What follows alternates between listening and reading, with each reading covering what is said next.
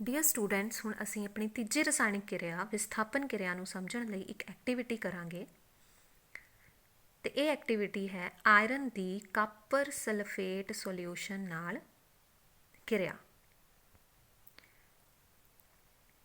ਸਾਨੂੰ ਇਸ ਐਕਟੀਵਿਟੀ ਲਈ ਕੀ ਚੀਜ਼ਾਂ ਦੀ ਜ਼ਰੂਰਤ ਹੈ ਉਹ ਵੇਖਦੇ ਹਾਂ। 3 iron nails, send paper, 2 test tubes, copper sulphate solution, thread, clamp stand ਤੇ ਟੈਸਟ ਟਿਊਬ ਸਟੈਂਡ। ਹੁਣ ਅਸੀਂ 2 ਪਰਖ ਨਲੀਆਂ ਲਵਾਂਗੇ ਅਤੇ ਇੱਕ ਤੇ A ਅਤੇ ਇੱਕ ਤੇ B ਮੈਂਸ਼ਨ ਕਰਾਂਗੇ। ਅਸੀਂ ਦੋਨਾਂ ਪਰਖ ਨਲੀਆਂ ਦੇ ਵਿੱਚ 10 ml ਕਾਪਰ ਸਲਫੇਟ ਸੋਲਿਊਸ਼ਨ ਪਾਵਾਂਗੇ। ਟੈਸਟ ਟਿਊਬ A ਨੂੰ ਕਲੈਂਪ ਸਟੈਂਡ ਦੇ ਉੱਤੇ ਹੋਲਡ ਕਰਾਂਗੇ ਅਤੇ ਟੈਸਟ ਟਿਊਬ B ਸਾਡੇ ਲਈ ਕੰਟਰੋਲ ਸੈਂਪਲ ਦਾ ਕੰਮ ਕਰੇਗੀ। ਅਸੀਂ ਮੇਖਾਂ ਨੂੰ ਸੈਂਡ ਪੇਪਰ ਨਾਲ ਰਬ ਕਰਾਂਗੇ ਤਾਂ ਕਿ ਇਸ ਉੱਤੇ ਲੱਗੀ ਜੰਗ ਸਾਡੀ ਕਿਰਿਆ ਵਿੱਚ ਕੋਈ ਪ੍ਰੋਬਲਮ ਨਾ ਕਰੇ। ਹੁਣ ਅਸੀਂ ਥ੍ਰੈਡ ਨਾਲ ਕਿੱਲਾਂ ਬੰਨ੍ਹ ਕੇ ਕਾਪਰ ਸਲਫੇਟ ਸੋਲਿਊਸ਼ਨ ਵਿੱਚ ਪਾ ਦਿੱਤੀਆਂ। ਇੱਕ ਕਿੱਲ ਅਸੀਂ ਐਜ਼ ਕੰਟਰੋਲ ਰੱਖਾਂਗੇ, ਕੰਟਰੋਲ ਸੈਂਪਲ। 20 ਮਿੰਟ ਬਾਅਦ ਅਸੀਂ ਜਦੋਂ ਕਿੱਲਾਂ ਨੂੰ ਬਾਹਰ ਕੱਢਾਂਗੇ ਤਾਂ ਤੁਸੀਂ ਕਿੱਲਾਂ ਦੇ ਉੱਤੇ ਡਿਪੋਜ਼ਿਟ ਹੋਇਆ ਲਾਲ ਭੂਰਾ ਰੰਗ ਵੇਖ ਸਕਦੇ ਹੋ। ਇਹ ਲਾਲ ਭੂਰਾ ਰੰਗ ਕੀ ਹੈ?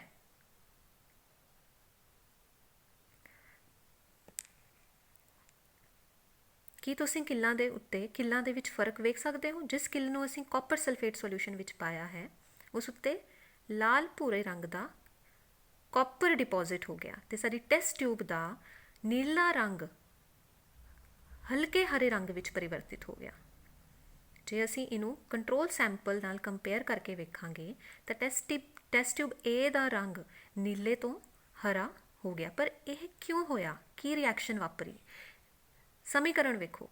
ਆਇਰਨ ਨੇ ਜਦੋਂ ਕਾਪਰ ਸਲਫੇਟ ਸੋਲਿਊਸ਼ਨ ਨਾਲ ਰਿਐਕਸ਼ਨ ਕੀਤਾ ਤਾਂ ਸਾਡੇ ਕੋਲ ਫੈਰਸ ਸਲਫੇਟ ਸੋਲਿਊਸ਼ਨ ਅਤੇ ਕਾਪਰ ਬਣਿਆ। ਇਹ ਕਿਵੇਂ ਹੁੰਦਾ ਹੈ? ਜਦੋਂ ਕਾਪਰ ਸਲਫੇਟ ਸੋਲਿਊਸ਼ਨ ਵਿੱਚ ਅਸੀਂ ਲੋਹੇ ਦੀ ਕਿੱਲ ਪਾਉਂਦੇ ਹਾਂ ਤਾਂ ਇਹ ਸਮਝਣਾ ਜ਼ਰੂਰੀ ਹੈ ਕਿ ਕਾਪਰ ਦੇ ਟਾਕਰੇ ਵਿੱਚ ਆਇਰਨ ਵਧੇਰੇ ਕਿਰਿਆਸ਼ੀਲ ਹੈ। ਇਸ ਲਈ ਆਇਰਨ ਕਾਪਰ ਸਲਫੇਟ ਸੋਲਿਊਸ਼ਨ ਵਿੱਚੋਂ ਕਾਪਰ ਨੂੰ ਹਟਾ ਕੇ ਖੁਦ ਉਸ ਦੀ ਜਗ੍ਹਾ ਉੱਤੇ ਲੱਗ ਜਾਂਦਾ ਹੈ ਅਤੇ ਸੋਲਿਊਸ਼ਨ ਹੁਣ ਕਾਪਰ ਦੀ ਜਗ੍ਹਾ 'ਤੇ ਕੀ ਬਣ ਜਾਂਦਾ ਹੈ? Iron sulphate. ਅਤੇ ਕਾਪਰ ਜਿਹੜਾ ਕਿ ਕਾਪਰ ਸਲਫੇਟ ਸੋਲਿਊਸ਼ਨ ਵਿੱਚੋਂ ਅਲੱਗ ਕਰ ਦਿੱਤਾ ਆਇਰਨ ਨੇ, ਉਹ ਲੋਹੇ ਦੀ ਕਿੱਲ ਉੱਤੇ ਡਿਪੋਜ਼ਿਟ ਹੋ ਜਾਂਦਾ ਹੈ।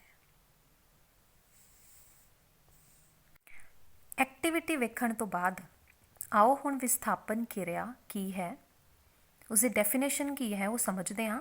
ਲੇਕਿਨ ਉਸ ਤੋਂ ਪਹਿਲਾਂ ਦੁਬਾਰਾ ਇੱਕ ਰਿਐਕਸ਼ਨ, ਇਹੀ ਸੇਮ ਰਿਐਕਸ਼ਨ ਦੇਖਦੇ ਹਾਂ ਜਿਹਦੀ ਅਸੀਂ ਐਕਟੀਵਿਟੀ ਕੀਤੀ ਸੀ। ਆਇਰਨ ਦੀਆਂ ਕਿੱਲਾਂ ਪਾਈਆਂ ਸੀ ਆਪਾਂ। ਆਇਰਨ ਦੀਆਂ ਕਿੱਲਾਂ ਅਸੀਂ ਕਿਹੜੇ ਸੋਲਿਊਸ਼ਨ 'ਚ ਪਾਈਆਂ ਸੀ? Copper sulphate. ਅਤੇ ਉਹ ਕਾਪਰ ਸਲਫੇਟ ਨੀਲੇ ਰੰਗ ਦਾ ਸੀ।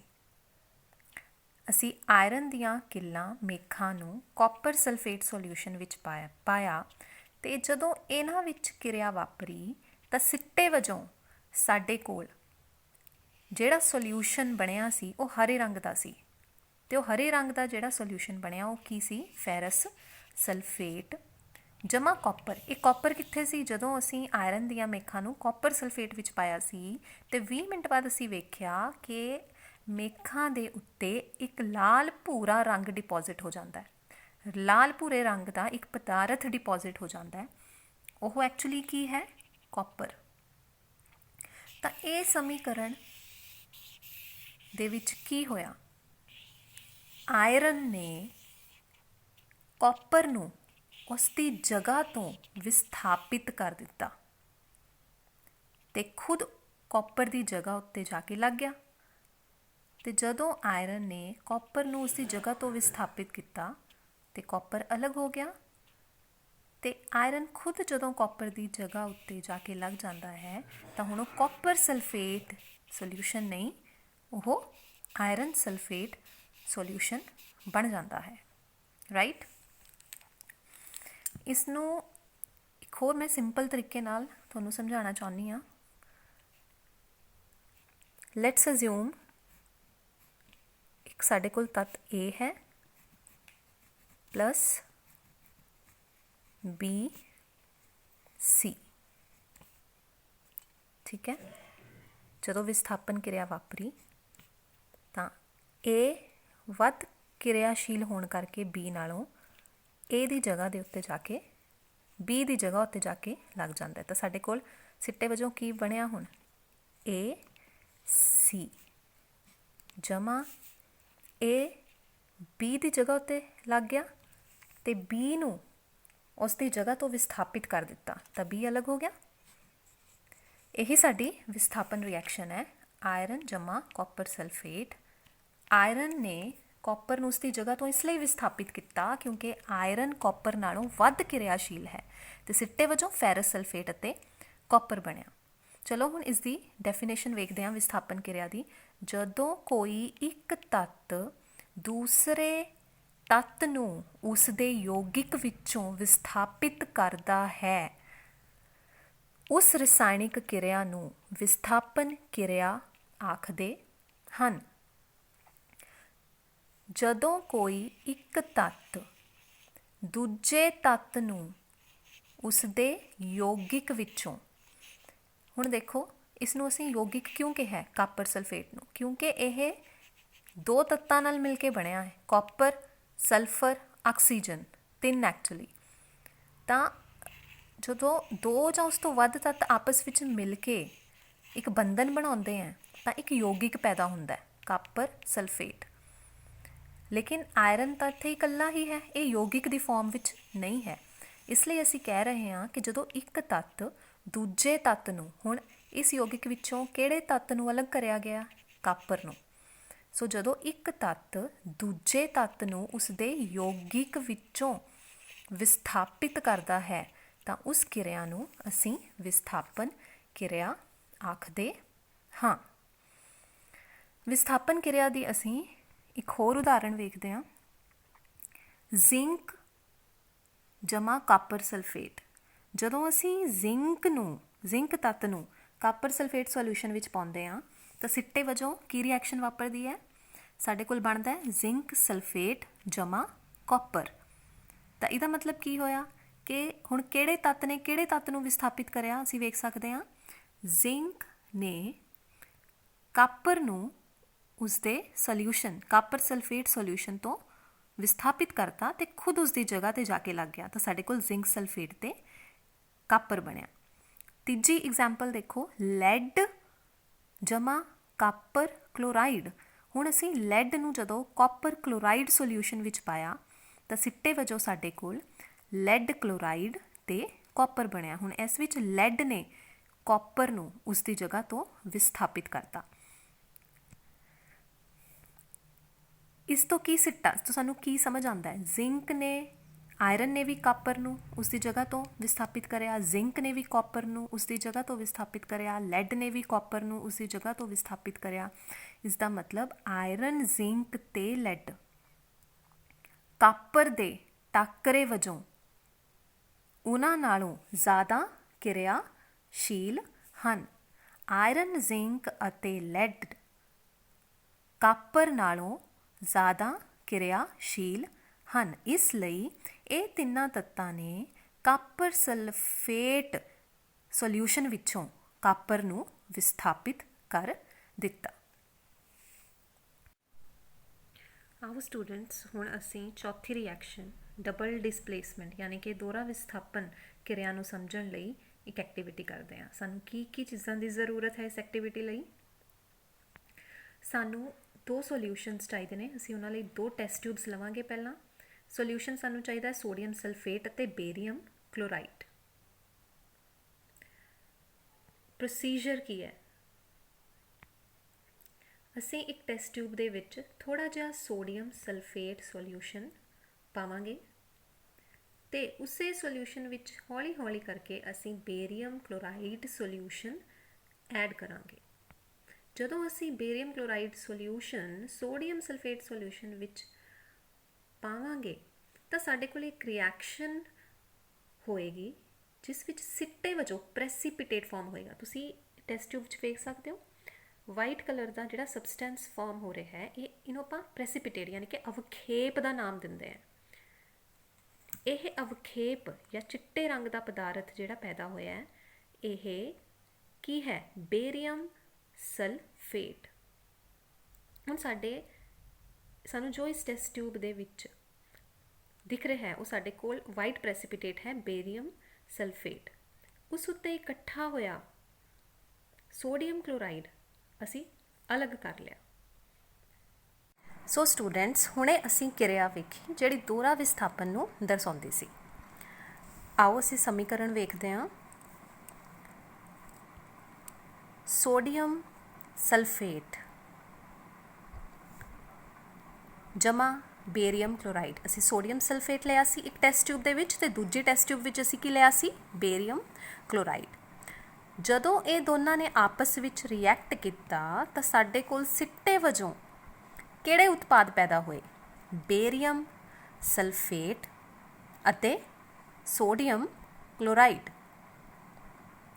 ਜਿਹੜਾ ਸਾਡੇ ਕੋਲ ਵਾਈਟ ਪ੍ਰੈਸੀਪੀਟੇਟ ਜਿਹਨੂੰ ਅਸੀਂ ਅਵਖੇਪ ਕਿਹਾ ਸੀ, ਉਹ ਐਕਚੁਅਲੀ ਕੀ ਹੈ? ਉਹ ਹੈ ਸਾਡਾ ਬੇਰੀਅਮ ਸਲਫੇਟ। ਰਿਐਕਸ਼ਨ ਵਿੱਚ ਸਿੱਟੇ ਵਜੋਂ ਜਿਹੜਾ ਬੇਰੀਅਮ ਸਲਫੇਟ ਬਣਦਾ ਹੈ ਉਹ ਪ੍ਰੈਸੀਪੀਟੇਟ ਦੀ ਫਾਰਮ ਯਾਨੀ ਅਵਖੇਪ ਦੀ ਫਾਰਮ ਦੇ ਵਿੱਚ ਬਣਦਾ ਹੈ।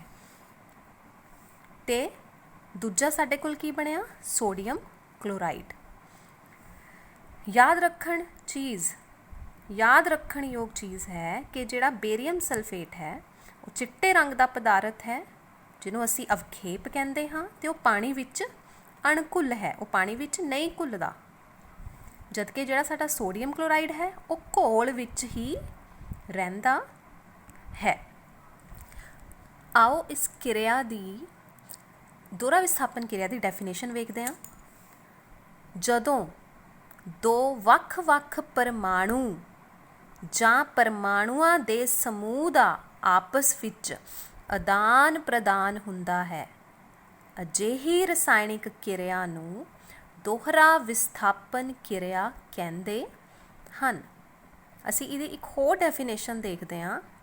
ਉਹ ਕਿਰਿਆ ਜਿਸ ਵਿੱਚ ਅਭਿਕਾਰਿਕਾਂ ਦੇ ਆਇਨਾਂ ਦੀ ਅਦਲੀ ਬਦਲੀ ਹੁੰਦੀ ਹੈ।